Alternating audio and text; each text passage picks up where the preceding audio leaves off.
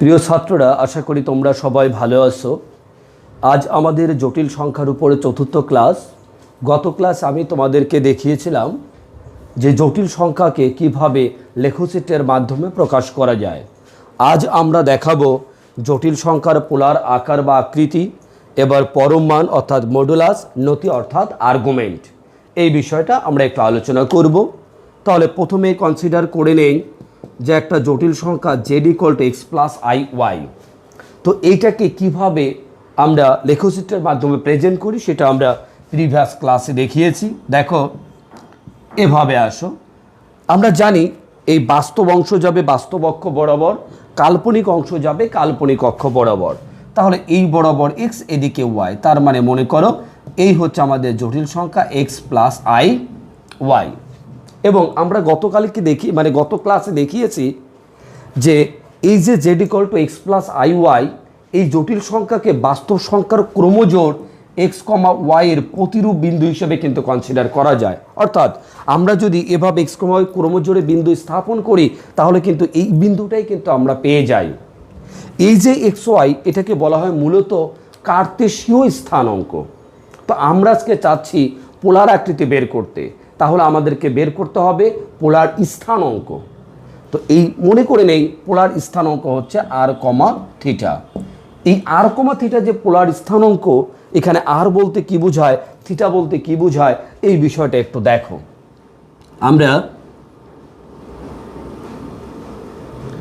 এইটাই হচ্ছে আমাদের আর, অর্থাৎ এই যে জটিল সংখ্যার যে পয়েন্টটা, সেখান থেকে মূলবিন্দু পর্যন্ত যে দূরত্ব, এই দূরত্বই হচ্ছে আমাদের আর।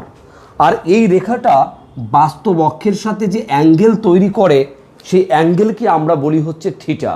তাহলে এই পোলার স্থানাঙ্কের আর দ্বারা বোঝাচ্ছে মূল বিন্দু থেকে এই বিন্দু পর্যন্ত দূরত্ব, আর পোলার স্থানাঙ্কের এই পরবর্তী যে থিটা, এই থিটা দ্বারা বোঝাচ্ছে বাস্তব অক্ষের সাথে যে অ্যাঙ্গেল সৃষ্টি করে, সে অ্যাঙ্গেল হচ্ছে আমাদের থিটা। এবার দেখো এই এক্স আর ওয়াই দ্বারা মূলত কি বোঝানো হয়। তো এক্স আর ওয়াই দ্বারা মূলত বোঝানো হয়, দেখো এইটা হচ্ছে আমাদের এক্স আর এইটা হচ্ছে ওয়াই। আর এই লাইনটা কিন্তু আমাদের একটা পারপেন্ডিকুলার লাইন। তাহলে এই লাইনটা কি লাইন? একটা পারপেন্ডিকুলার লাইন। এই লাইনটা যেহেতু একটা পারপেন্ডিকুলার লাইন, তার মানে এই জায়গাতে কিন্তু আমাদের সমকোণী ত্রিভুজ তৈরি হলো। আর আমরা সমকোণী ত্রিভুজ তৈরি হলে সেই জায়গায় ট্রিগোনোমেট্রিক্স রেশিওগুলো কিন্তু আমরা ব্যবহার করতে পারি, অর্থাৎ ত্রিকোণমিতিক অনুপাতগুলো আমরা এখানে ব্যবহার করতে পারি। যদি আমি এই কস থিটা অ্যাপ্লাই করি তাহলে কি আসবে? তোমরা জানো কস থিটা ইকুয়াল টু ভূমি বাই অতিভুজ। তাহলে চলো আমরা এখানে এটা অ্যাপ্লাই করি। তাহলে এখানে আসো, কস থিটা ইকুয়াল টু ভূমি বাই অতিভুজ। ভূমিকে এক্স, অতিভুজকে আর। তাহলে এখান থেকে দেখো এক্স ইকুয়াল টু কত হবে? এক্স ইকুয়াল টু হবে আর কস থিটা। আবার এখান থেকে যদি তুমি সাইন থিটা অ্যাপ্লাই করো তাহলে আবার কি আসবে? দেখো আবার এখানে আসবে সাইন থিটা ইকুয়াল টু লম্ব বাই অতিভুজ। লম্ব কত? ওয়াই, অতিভুজ আর। তার মানে এখান থেকে আসবে দেখো y equal to r sine theta. তো এই যে পেয়ে গেলাম x equal to r cos theta, y equal to r sine theta, এটাকে কিন্তু কার্তেশীয় পোলারের মাঝে রিলেশন বোঝানো হয় বা বলা হয়। এবার এই যে এক্সের ভ্যালু পেয়ে গেলাম, ওয়াইয়ের ভ্যালু পেয়ে গেলাম, এই ভ্যালুটা যদি আমরা এখন জটিল সংখ্যায় বসিয়ে দেই তাহলে দেখো কি হয়। আমরা দেখেছি জটিল সংখ্যা এক্স প্লাস আই ওয়াই। তাহলে এইখানে যদি আমরা মান বসিয়ে দেই, জেড ইকুয়াল টু এক্স এর জায়গায় আসবে আর কস থিটা, ওয়াইয়ের জায়গায় আসবে আর সাইন থিটা। তাহলে জেড ইকুয়াল টু আমরা যদি আর কমন নেই, cos theta plus i sine theta এইভাবে আসবে। এই যে জেড ইকুয়াল টু আসলো r cos theta plus i sine theta, এটাকেই বলা হয় জটিল সংখ্যার পোলার আকৃতি। তাহলে এটার নামই হচ্ছে জটিল সংখ্যার পোলার আকৃতি। তবে এটাকে একটু অন্যভাবেও প্রকাশ করা যায়, e to the power i theta এভাবে। এই বিষয়টা কি? তোমরা অয়লার্স ম্যাথমেটিশিয়ানের নাম অবশ্যই শুনেছো, কারণ কমপ্লেক্স নাম্বার তো ওনার গুরুত্ব অপরিসীম। তো এই অয়লার্স, ওনার একটা ফর্মুলা আছে। উনি বলেছিলেন যে থিটার যে কোনো মানের জন্য e to the power i theta equal to cos theta plus i sine theta. এই ফর্মুলাটার নাম হচ্ছে অয়েলার্স ফর্মুলা। এটা তোমরা পরবর্তী লেভেলে এটা জানবে, আরও বেশি ব্যাপক আকারে জানবে, যেখানে থিটার মান যে কোনো বাস্তব সংখ্যা, আর ই হচ্ছে ন্যাচারাল লগারিদমের বেস, আর বাকিগুলির পরিচয় তো জানো। আচ্ছা, এবার আমরা এখানে কি দেখালাম? আমরা দেখালাম যে জটিল সংখ্যার পোলার আকৃতি এই বিষয়টা কি সেটা এখানে আমরা ব্যাখ্যা দিলাম। এবার আমরা চলে আসব মডুলাস এবং আর্গুমেন্টে। তাহলে দেখো আমরা এটা কিভাবে করতে পারি। আমরা এখান থেকে দেখো এক্স এর ভ্যালু জানি, ওয়াই এর ভ্যালু জানি। তো এখন আমরা যদি এখান থেকে x square plus y square লিখি, তাহলে দেখো তো আমাদের কি চলে আসবে? আমাদের চলে আসবে r square cos square theta r square sine square theta. তাহলে এখান থেকে আসো x square plus y square, r square common নিলে cos square theta plus sine square theta. দেখো তাহলে এখান থেকে কত আসবে? X square plus y square equal to r square.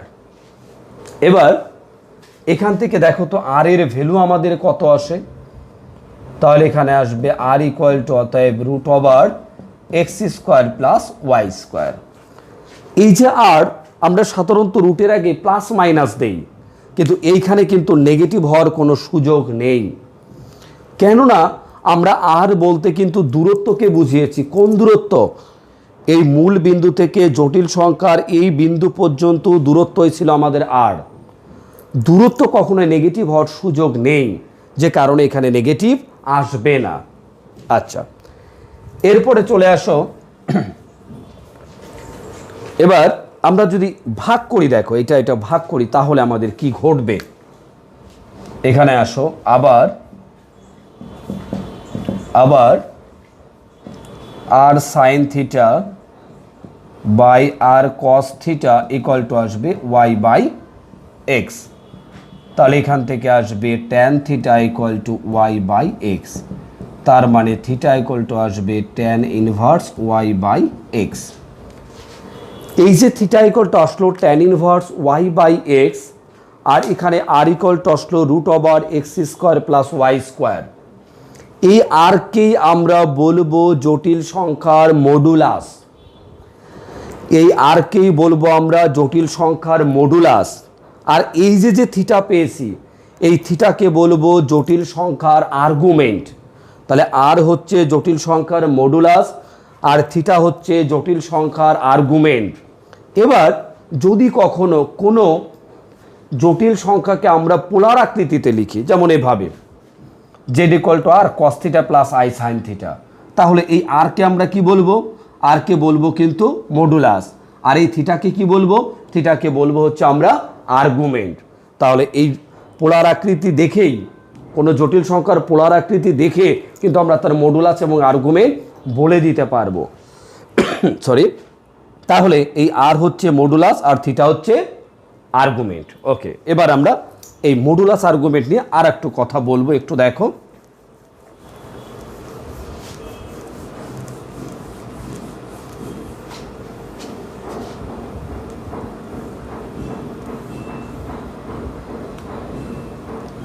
দেখো এখানে এই থিটার কিন্তু অসংখ্য মান হওয়া সম্ভব। অর্থাৎ আর্গুমেন্টের ত্রিকোণমিতি থেকে তোমরা জানো এটা, যে আমরা এভাবে এটা ঘুরে ঘুরে এভাবে মান আসতে থাকে। তাহলে থিটার কিন্তু অসংখ্য মান হওয়া সম্ভব। তাহলে থিটার ভ্যালু কেমন আসবে? থিটার ভ্যালু কিন্তু অসংখ্য আসতে পারে। এই যে থিটার যে অসংখ্য ভ্যালু আসবে, তাদের মাঝে পার্থক্য কিন্তু 2π এর গুণিতক। তাহলে থিটার এখানে ত্রিকোণমিতি থেকে তুমি জানো যে থিটার অসংখ্য ভ্যালু আসা সম্ভব। সে অসংখ্য ভ্যালুর পার্থক্যগুলো কি হবে? 2π এর গুণিতক আকারে পার্থক্যগুলো আসতে থাকবে। আচ্ছা, এবার এই থিটার যে মানটা minus pi less than theta less equal to pi, এই সীমার মধ্যে থাকবে। তাহলে দেখো এই থিটার যে মানটা এই সীমার মধ্যে থাকবে, থিটার যে মানটা এই সীমার মধ্যে থাকবে, তাকে বলা হয় আর্গুমেন্টের মুখ্য মান। তাহলে কি বললাম? থিটার যে মানটা এই সীমার মধ্যে থাকবে তাকে বলা হয় আর্গুমেন্টের মুখ্য মান। আর আমরা জটিল সংখ্যার আর্গুমেন্ট বলতে এই আর্গুমেন্টের মুখ্য মানকেই বুঝে থাকি। তাহলে আমাদের এখান থেকে থিটার যে মান আসবে সেই থিটার মানটা আমাদের কিন্তু এই সীমার মাঝে বিদ্যমান থাকবে।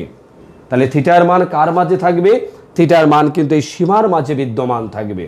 তাহলে থিটার বিষয়টা clear.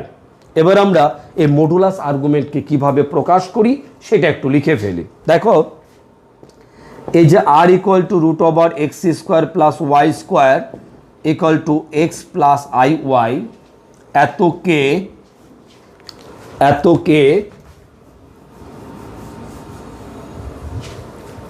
এতকে z equal to x plus I y জটিল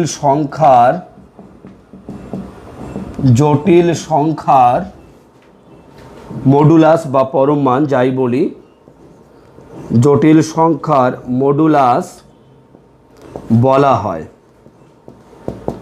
এবং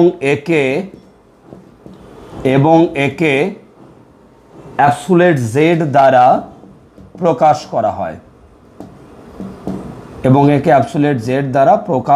করা হয় অর্থাৎ z equal to x plus I y, এখানে যদি আমরা পরম মান দেই এক্স প্লাস আই ওয়াই, তাহলে এইটা আসবে x square plus y square.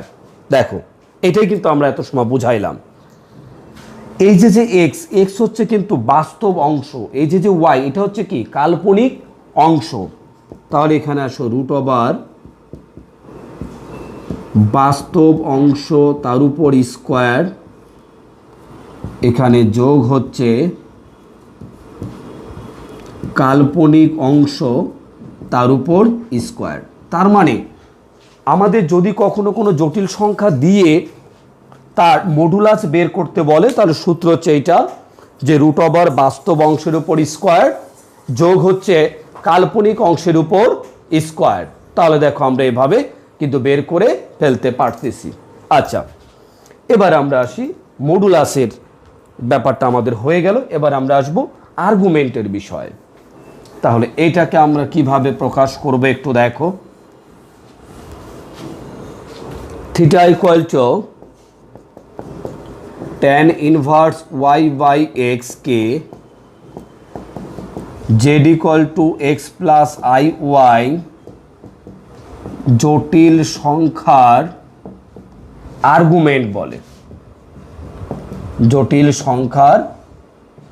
Argument বলে, এবং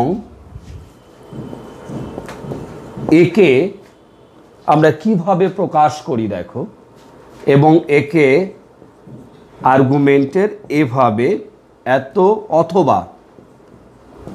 অথবা অ্যাম্পলিটিউডের এই এএমপি জেড এত অথবা এত দ্বারা প্রকাশ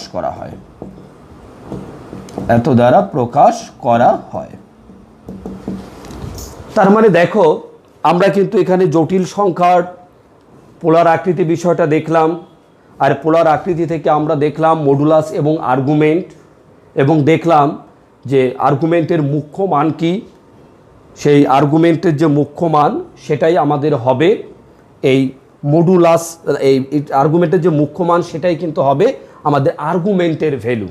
অর্থাৎ জটিল সংখ্যার আর্গুমেন্ট যেটা আমরা বের করব, সে আর্গুমেন্ট বলতে কি বুঝবো, আমরা আর্গুমেন্টের মুখ্য মানকেই বুঝে থাকব। এখন এই যে আর্গুমেন্টের আমরা মান বের করব, থিটার ভ্যালু যে আমরা বের করব, সেই থিটার ভ্যালু বের করার সর্বমোট 8টা কেস আছে। তাহলে থিটার ভ্যালু বের করা কয়টা কেস? 8টা কেস।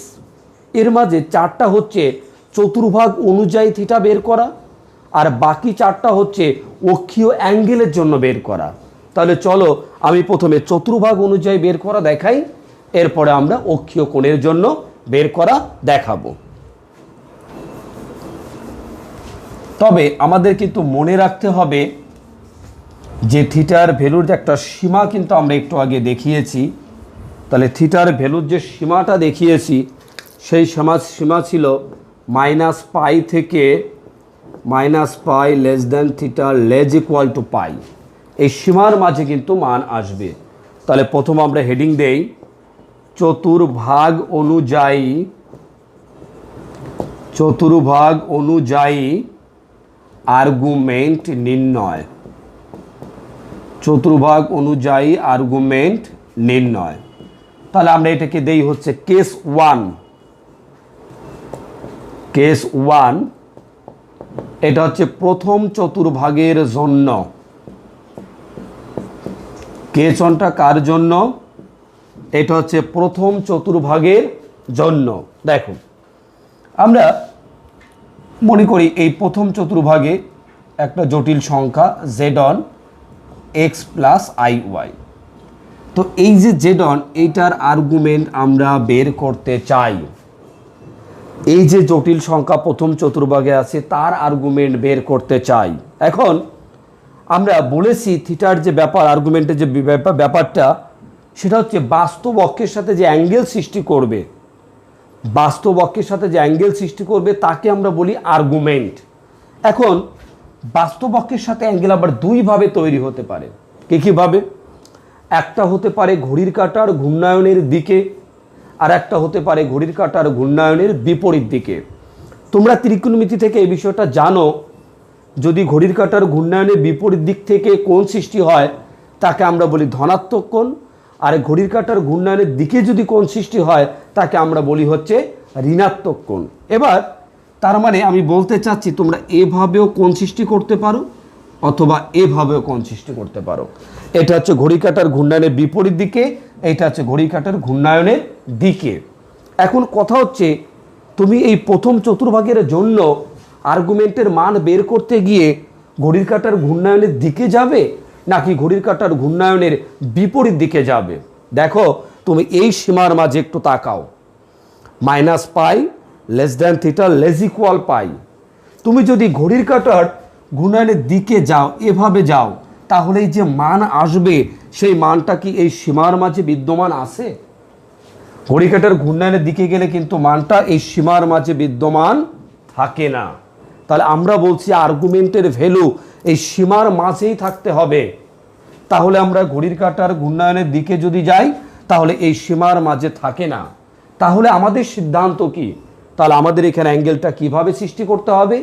ঘড়ির কাঁটার ঘূর্ণায়নের বিপরীত দিকে ঘুরে সৃষ্টি করতে হবে। তার মানে আমরা এইটা এখান থেকে আমরা নিতে পারছি না, তাহলে এটাকে আমরা এভাবে বাদ দিয়ে দিলাম। দেখো এই যে বাদ দিয়ে দিলাম, তাহলে এই অ্যাঙ্গেলটাকে আমরা নিব, এটা নাম দিলাম θ1। আর এটা কিভাবে বের করে ইমিডিয়েট আগে তোমাদেরকে আমি দেখিয়েছি। তাহলে এখানে আমি একদম সরাসরি লিখতেছি আর কি। তাহলে এখানে জটিল সংখ্যা z1 = ছিল x প্লাস আই ওয়াই। তাহলে এখান থেকে লিখো argument z1 = tan inverse y/x। আমি এখানে একটা অ্যাবসোলিউট ভ্যালু দিলাম, যদিও এই প্রথম চতুর্ভাগের জন্য এই অ্যাবসোলিউট ভ্যালু দেওয়া এবং না দেওয়া সমান। কেননা এই প্রথম চতুর্ভাগে এক্স এবং ওয়াই এই দুইটাই কিন্তু আমাদের পজিটিভ। আচ্ছা, কিন্তু পরবর্তী চতুর্ভাগের জন্য দিব, কেন দিব সে ব্যাখ্যাটা দিব, এই জন্য আমরা শুরুতে এটাকে দিয়ে নিলাম। এবার আসি আমরা কেস টু। এটা হচ্ছে দ্বিতীয় চতুর্ভাগের জন্য, দ্বিতীয় চতুর্ভাগের জন্য।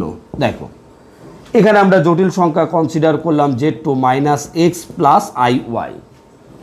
এইটার ক্ষেত্রে দেখো কি আসবে আমরা একটু দেখাই। তাহলে দ্বিতীয় চতুর্ভাগের জন্য আমরা এভাবে জটিল সংখ্যাকে ডিফাইন করেছি। দেখো তাহলে z = -x plus I Y. এখন এখানেও আমরা দেখো এই বাস্তব অক্ষের সাথে অ্যাঙ্গেলটা সৃষ্টি করতে পারি এইভাবে অথবা সৃষ্টি করতে পারি এইভাবে, অর্থাৎ ঘড়ির কাঁটার ঘূর্ণায়নের বিপরীত দিকে ঘুরে অথবা ঘড়ির কাঁটার ঘূর্ণায়নের দিকে ঘুরে। এখন তুমি দেখো, তুমি যদি ঘড়ির কাঁটার ঘূর্ণায়নের এই দিকে ঘোরো তাহলে যে ভ্যালু আসবে সেই ভ্যালুকে আমার এই সীমার মাঝে বিদ্যমান আছে? তাহলে ঘড়ির কাঁটার ঘূর্ণায়নের দিকে ঘুরলে যে ভ্যালু আছে সেই ভ্যালু কিন্তু আমার এই সীমার মাঝে বিদ্যমান নেই। তাহলে কি আমি ঘড়ির কাঁটার ঘূর্ণায়নের দিকে ঘুরে সরি তাহলে কি আমরা এই ঘড়ির কাঁটার ঘূর্ণায়নের দিকে ঘুরে এই অ্যাঙ্গেলটাকে নিতে পারবো না, কারণ আমাদের এই রেঞ্জের মাঝে থাকে না।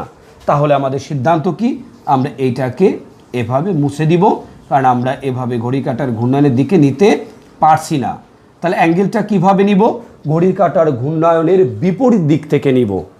তার মানে দ্বিতীয় চতুর্ভাগের জন্য অ্যাঙ্গেলটা কি হবে, ঘড়ির কাঁটার ঘূর্ণায়নের বিপরীত দিকে নিতে হবে।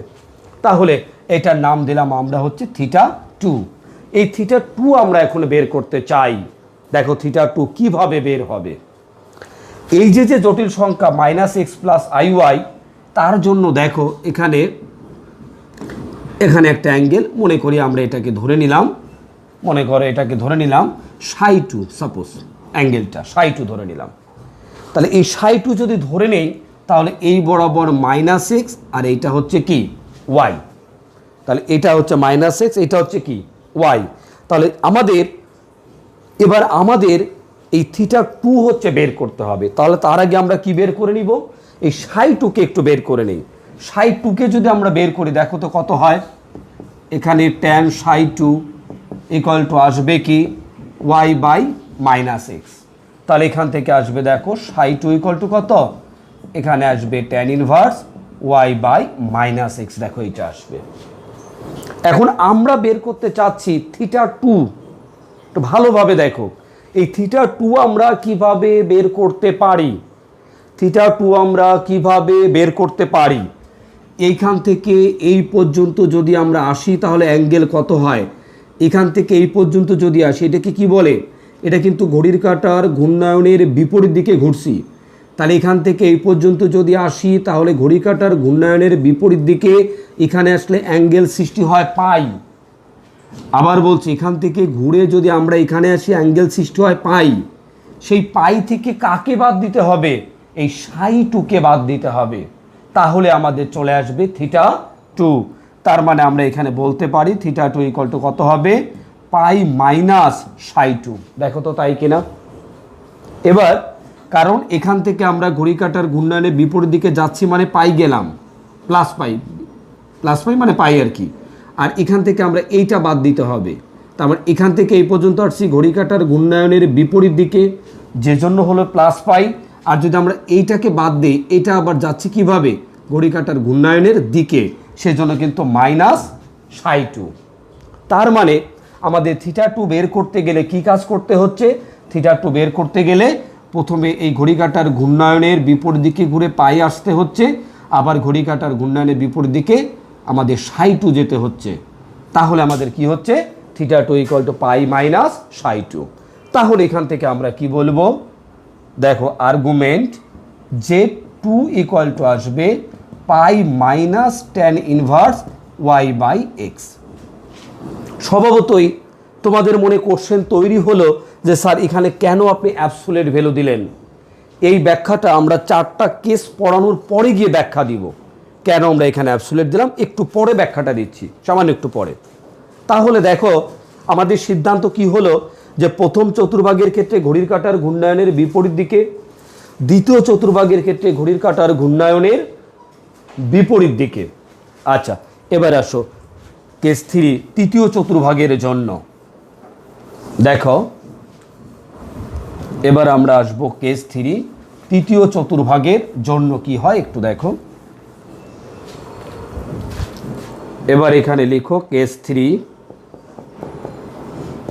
এটা হচ্ছে তৃতীয় চতুর্ভাগের জন্য। দেখো এখানে আমরা ধরে নিলাম -x - iy। এইখানে মনে করো আমাদের আছে এই পয়েন্টটা z3 = -x - iy।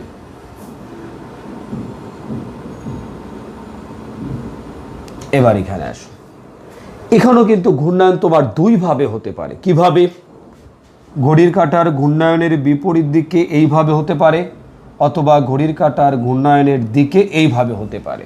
দেখো তুমি যদি ঘড়ির কাঁটার ঘূর্ণায়নের বিপরীত দিকে অ্যাঙ্গেল নাও, তাহলে এই রেঞ্জের মধ্যে, এই সীমার মাঝে কিন্তু আমাদের থাকে না। খেয়াল করো, যদি এইভাবে যাও তাহলে কি আমাদের এই সীমার মাঝে থাকে? তাহলে ঘড়ির কাঁটার ঘূর্ণায়নের বিপরীত দিকে ঘুরলে মানটা আমাদের এই সীমার মাঝে থাকে না। তার মানে ঘড়ির কাঁটার ঘূর্ণায়নের বিপরীত দিকে আমরা ঘুরতে পারবো না। তাহলে আমাদের ঘুরতে হবে কিভাবে? আমাদের এখানে থার্ড কোয়াড্রেন্টের জন্য ঘুরতে হবে ঘড়ির কাঁটার ঘূর্ণায়নের দিকে ঘুরতে হবে। তাহলে এইটার নাম দেই হচ্ছে আমরা θ3। এই θ3 আমরা বের করতে চাই। কিভাবে বের করা সম্ভব দেখো। এবার এই অ্যাঙ্গেলটা একটু বের করে নিন। দেখো, এই অ্যাঙ্গেলের নাম দিলাম আমরা ψ3। তাহলে এখান থেকে যদি আমরা ψ3 বের করি তাহলে দেখো তো কত আসবে। tan ψ3 = কত আসবে? এটা হচ্ছে -x, এটা হচ্ছে -y। তাহলে কত আসবে দেখো, -y/-x, অতএব ψ3 = tan ইনভার্স -y-x। দেখো, এবার এখান থেকে আমরা কিভাবে θ3 বের করতে পারি দেখো। তুমি প্রথমে এখান থেকে এইভাবে আসবে, এখান থেকে ঘুরে ঘুরে এইভাবে আসবে। তাহলে এখান থেকে ঘুরে এই পর্যন্ত পৌঁছাবে। তুমি কিভাবে ঘুরছো? তুমি ঘুরছো ঘড়ির কাঁটার ঘূর্ণায়নের দিকে। তাহলে এখান থেকে ঘুরতে ঘুরতে যদি এইখানে পৌঁছাও, তার মানে কিভাবে পৌঁছাচ্ছ? ঘড়ির কাঁটার ঘূর্ণায়নের দিকে ঘুরে এখানে পৌঁছাচ্ছ। তার মানে এখানে কি আসবে? এখানে কি আসবে? -π। কারণ তুমি ঘুরছো কিভাবে? ঘড়ির কাঁটার ঘূর্ণায়নের দিকে ঘুরছো, ঘড়ির কাঁটার ঘূর্ণায়নের দিকে ঘুরছো। এবার আবার এইটুকুনি কিভাবে ঘুরবা? এখান থেকে এই পর্যন্ত ঘুরছো ঘড়ির কাঁটার ঘূর্ণায়নের দিকে, যে জন্য -π। আর এই ψ3টা কিভাবে ঘুরছো? ঘড়ির কাঁটার ঘূর্ণায়নের বিপরীত দিকে, তার জন্য ψ3-র জন্য কি আসবে? প্লাস আসবে। ψ3-র জন্য আসবে প্লাস। আর এখান থেকে এই পর্যন্ত ঘুরেছো ঘড়ির কাঁটার ঘূর্ণায়নের দিকে, তার জন্য আসবে হচ্ছে -π। তার মানে আমাদের এখান থেকে θ3 বেরোবে কি? θ3 বেরোবে -π প্লাস হচ্ছে ψ3। আবার বলছি, একটু রিপিট করছি দেখো। এখান থেকে শুরু করে তুমি ঘড়ির কাঁটার ঘূর্ণায়নের দিকে এখানে পৌঁছাইবা, যার জন্য -π। আর এটাকে কিভাবে যাচ্ছ? এটাকে, এই অ্যাঙ্গেলটাকে, এটা যাচ্ছ কিন্তু ঘড়ির কাঁটার ঘূর্ণায়নের বিপরীত দিকে, তার জন্য কিন্তু প্লাস কত? ψ3। তার মানে থার্ড কোয়াড্রেন্টের জন্য আর্গুমেন্ট হবে আমাদের -π প্লাস tan ইনভার্স y/x। এই মডুলাস বা পরমান দেওয়ার কারণ কিন্তু আমরা পরবর্তীতে ব্যাখ্যা দিব বলেছি। আচ্ছা, এবার এটাকে তুমি ইচ্ছা করলে মাইনাস কমন নিয়ে তুমি এটাকে এইভাবেও লিখতে পারো, তোমার ইচ্ছা যেভাবে লিখো। তাহলে এটা চলে গেল আমাদের কেস 3 অর্থাৎ তৃতীয় চতুর্ভাগের জন্য। এখন আমরা আসবো কেস 4, মানে হচ্ছে চতুর্থ চতুর্ভাগের জন্য। সরি, এবার আসি চতুর্থ চতুর্ভাগের জন্য কি আসবে দেখো। কেস 4, এটা আসো চতুর্থ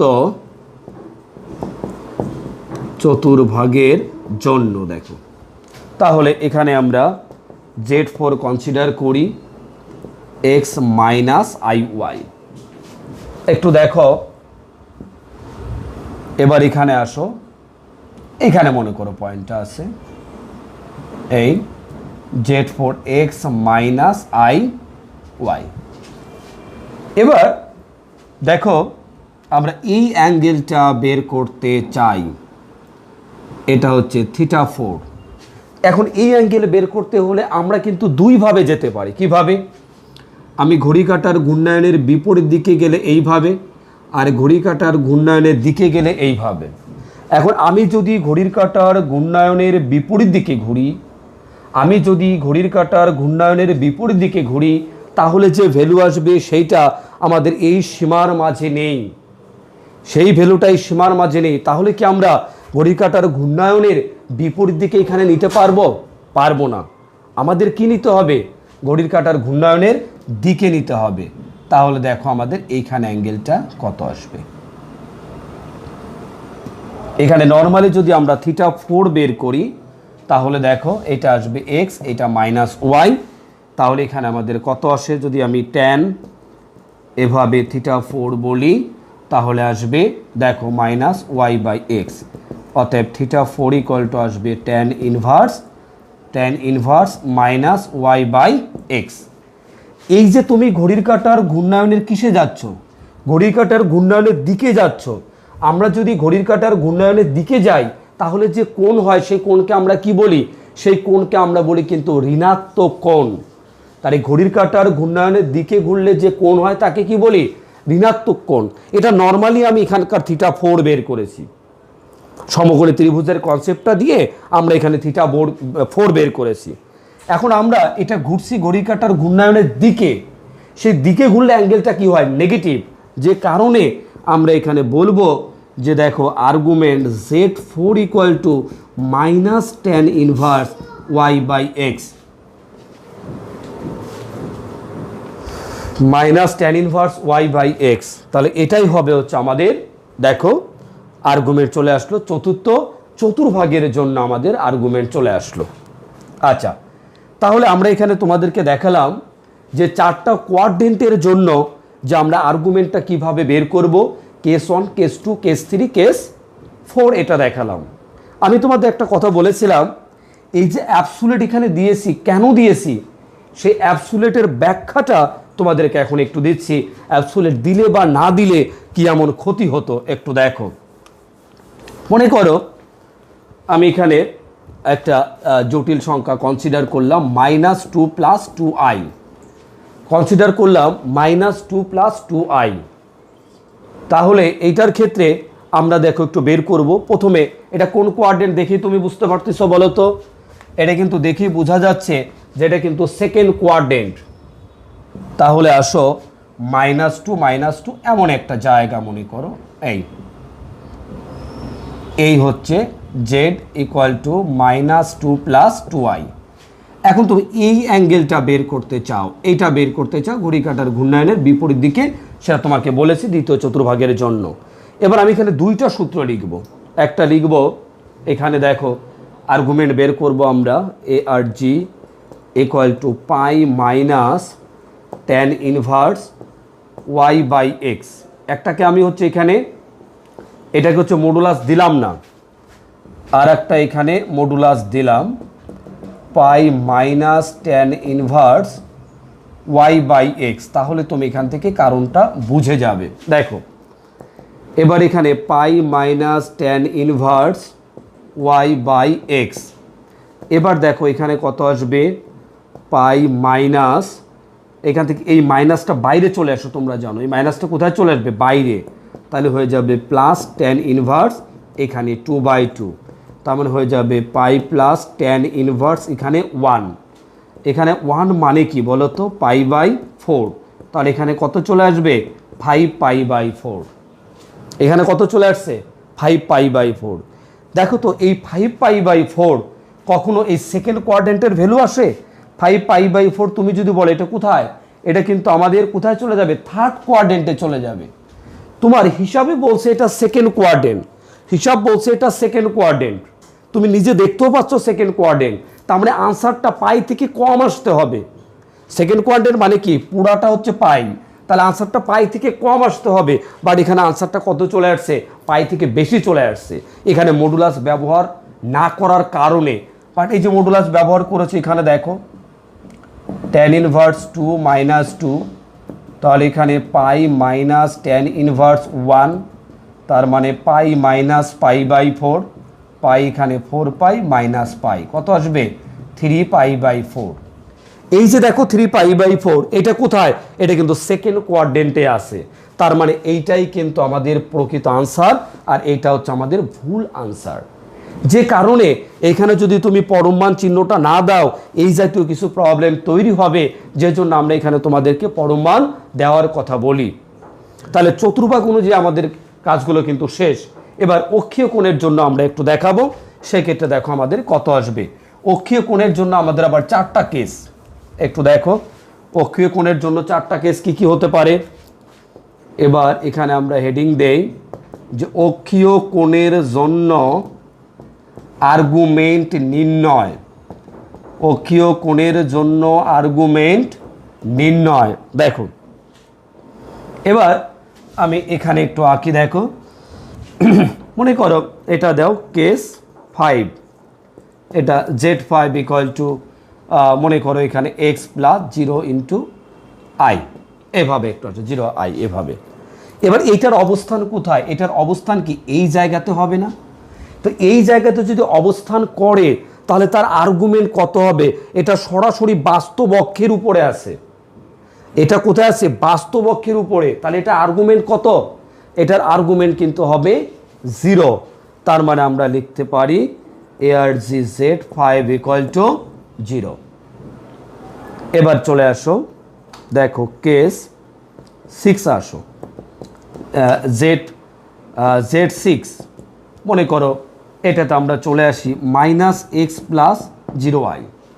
এই যে -x প্লাস 0 এটা কত ছিল? এটা ছিল আমাদের Z5।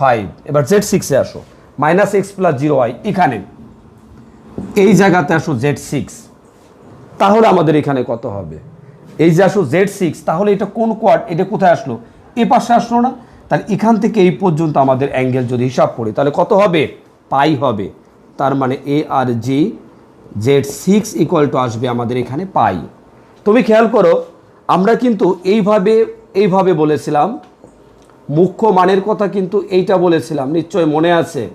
আমরা বলছিলাম এই সীমার মাঝে মান থাকবে, তার এখানে কিন্তু ইকুয়াল ছিল, এখানে ইকুয়াল ছিল না। তার কারণ কিন্তু এইটা, দেখো এই যে এই বাম পাশে, এই যে বাম পাশে যে ভ্যালু থাকবে মূলবিন্দু থেকে এই রেখার উপর বাম পাশে যে ভ্যালু থাকবে, যদি তোমার এখানে ইকুয়াল হতো, যদি এই জায়গাতে ইকুয়াল হতো, -পাইতে ইকুয়াল হতো, তাহলে এই প্রত্যেকটা এই রেখার উপর অবস্থানকারী এখান থেকে মূলবিন্দু থেকে বামে এই রেখার উপর অবস্থানকারী প্রত্যেকটা জটিল সংখ্যার জন্য আর্গুমেন্টের আনসার আসতো দুইটা। একটা আসতো এইভাবে পাই, আর এভাবে ঘুরে আসতো পাই। তাহলে একটা আর্গুমেন্টে তো ইউনিক আনসার আসতে হবে, একটা আসতে হবে, দুইটা আসলে তো হবে না। যে কারণে আমাদের এখানে কিন্তু ইকুয়াল চিহ্ন ছিল না। কার এখানে ইকুয়াল থাকলে এই মূলবিন্দু থেকে বাম পাশে যে রেখা আছে তার উপর অবস্থানকারী প্রত্যেকটি জটিল সংখ্যার জন্য দুইটা আনসার চলে আসতো যদি ইকুয়াল থাকতো। যে কারণে এখানে ইকুয়াল হয়নি, যাতে একটা আনসার আসে, কারণ আর্গুমেন্টের একটাই আনসার আসবে। আচ্ছা, এবার চলে আসো কেস